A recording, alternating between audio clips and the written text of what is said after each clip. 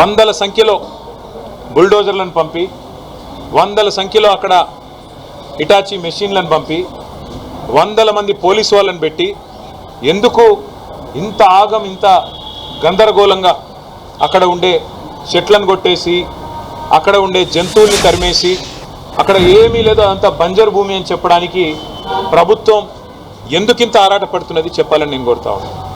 ముఖ్యంగా ఈ ప్రాంతం అంటే మొత్తం హైదరాబాద్ సెంట్రల్ యూనివర్సిటీ తీసుకుంటే దాదాపు 2600 ఎకరాలు దాటి విస్తరించి ఉన్న ఒక విశ్వవిద్యాలయం అది. మనం నిజంగా చెప్పాలంటే ఈ పశ్చిమ హైదరాబాద్ గత 10-15 ఏళ్లలో విస్తృతంగా పెరిగిపోయింది.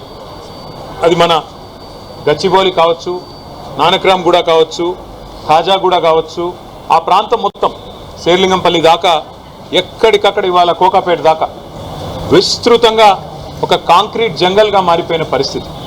అక్కడ నిజంగా చెప్పాలంటే ఇప్పుడు జరుగుతున్న కన్స్ట్రక్షన్ బహుశా భారతదేశంలో ఏ నగరంలో ఇంత స్మాల్ ఏరియాలో అంత పెద్ద ఎత్తున కన్స్ట్రక్షన్ ఎక్కడ కూడా జరగడం లేదు. ఇది వాస్తవం. అక్కడ మా గవర్నమెంట్ ఉన్నప్పుడు కూడా మరి 57-56 అంతస్తుల బిల్డింగ్లకి మేము కూడా పర్మిషన్లు ఇచ్చిన మాట కూడా వాస్తవం. ఇవాళ అక్కడ జరుగుతున్న నిర్మాణం కొన్ని లక్షల కోట్ల స్క్వేర్ ఫీట్ల నిర్మాణం అక్కడ జరుగుతూ ఉంది. ఒక కాంక్రీట్ జంగల్గా ఆ ప్రాంతం మొత్తం భవిష్యత్తులో మారబోతూ ఉంది.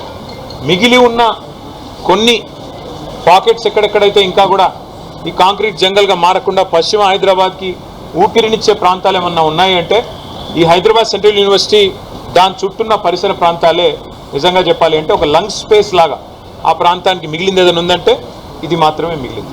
వాళ్ళ పిల్లలు ఎందుకు కొట్లాడుతున్నారు? ఒక ఎన్వైరన్మెంటల్ ఇంపాక్ట్ అసెస్మెంట్ అనేది చేయకుండా ఎట్లా మీరు 400 ఎకరాలు ఇష్టం వచ్చినట్టు మీరు అమ్ముతారు? మీరు ఏ హక్కుంది మీకు?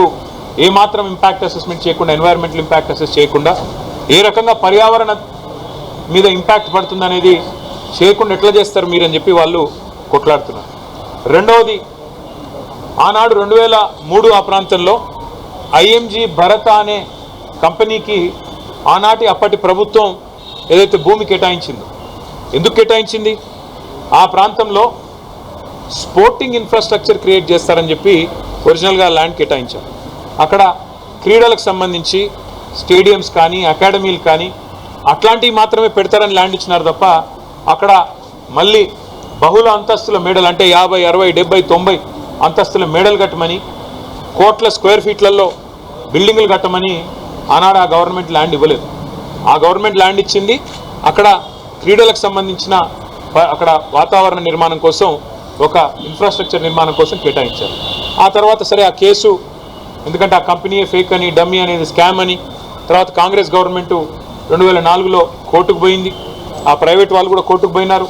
ఆ కోర్టు కేసు మొన్న 21 ఏళ్ల తర్వాత ఆనాడు కాంగ్రెస్ గవర్నమెంట్ కొట్లాడింది, రాజశేఖర రెడ్డి గారి గవర్నమెంటు, ఆ తర్వాత మా గవర్నమెంట్ కొట్లాడింది. మొన్న ఫైనల్గా తీర్పు వచ్చింది. ఆ తీర్పును అనుసరించి ఇప్పుడు ప్రభుత్వం ఆ 400 ఎకరాలను అమ్మి 30,000 కోట్ల రూపాయలు సేకరించాలని లక్ష్యంగా పెట్టుకున్నాను. నేను ముఖ్యమంత్రి రేవంత్ రెడ్డి గారిని అడుగుతా ఉన్నా, కాంగ్రెస్ ప్రభుత్వాన్ని అడుగుతా ఉన్నా, మీకు ఆస్తులు అమ్మడం, అప్పులు తేవడం అనే మీ ఎజెండా ఏదైతే ఉందో, సరే అది మీరు ప్రభుత్వంలో ఉన్నారు, ప్రజలు నిర్ణయిస్తారు, అల్టిమేట్గా మీరు చేసేది తప్ప ఒప్ప. ఒకవైపు మీరే చెప్తున్నారు, ఎక్కడికక్కడ ఇవాళ హైదరాబాద్లో చూస్తే పెద్ద పెద్ద హోర్డింగ్లు, పెద్ద పెద్ద పోస్టర్లు, ముఖ్యమంత్రి గారి ముఖారవిందంతో ఫ్యూచర్ సిటీ కడుతున్నాము, అక్కడ 50,000 ఎకరాల్లో కడతాము, ఆల్రెడీ 15,000 ఎకరాలు మా దగ్గర ఉంది, ఇంకో 30,000 ఎకరాలు సేకరిస్తున్నామని చెప్పి ముఖ్యమంత్రి గారు ఫ్యూచర్ సిటీ అని ఉదరగొడుతున్నారు. ఎయిర్పోర్ట్కి కిందికి ఆనాడు ఫార్మా సిటీ కోసం మేము సేకరించిన భూముల్లో ఈరోజు పేరు మార్చి ఫ్యూచర్ సిటీ అంటున్నారు. ముఖ్యమంత్రి గారిని కాంగ్రెస్ ప్రభుత్వాన్ని అడుగుతున్నాను, మరి ఫ్యూచర్ సిటీలో ఆల్రెడీ మీ దగ్గర 14,000 ఎకరాలు ఉన్నప్పుడు, ఇంకొక 30,000 ఎకరాలు మీరు సేకరించబోతున్నప్పుడు, మొత్తం 45,000 ఎకరాలు మీరు అక్కడ అమ్ముకోబోతున్నప్పుడు ఇక్కడ 400 ఎకరాల మీద ఎందుకు పడ్డారు మీరు? ఈ 400 ఎకరాల్లో నిన్న మొన్న మీరు చూసింటారు, వందల సంఖ్యలో మెషిన్లు పోయి అర్ధరాత్రి.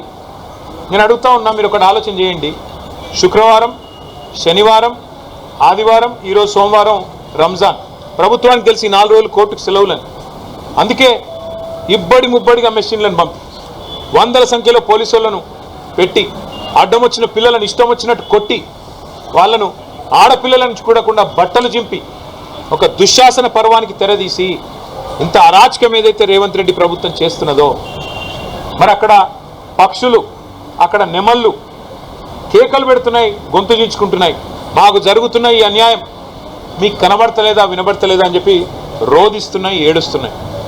ఇది మీకు వినబడతలేదా రాహుల్ గాంధీ గారు నేను అడుగుతా ఉన్నాను. పర్యావరణ ప్రేమికులు, దేశ స్థాయిలో రాష్ట్ర స్థాయిలో ఉన్నవాళ్ళు, మేధావులు మౌనంగా ఎందుకున్నారని మేము అడుగుతున్నాం, పిల్లలు అడుగుతున్నాం. మీకేం కనబడట్లేదా? ఫ్యూచర్ సిటీలో 45,000 ఎకరాలు మీరు సేకరించి అమ్ముకుంటానని ఓపెన్గా బడ్జెట్లో చెప్తున్నారు, బయట చెప్తున్నారు.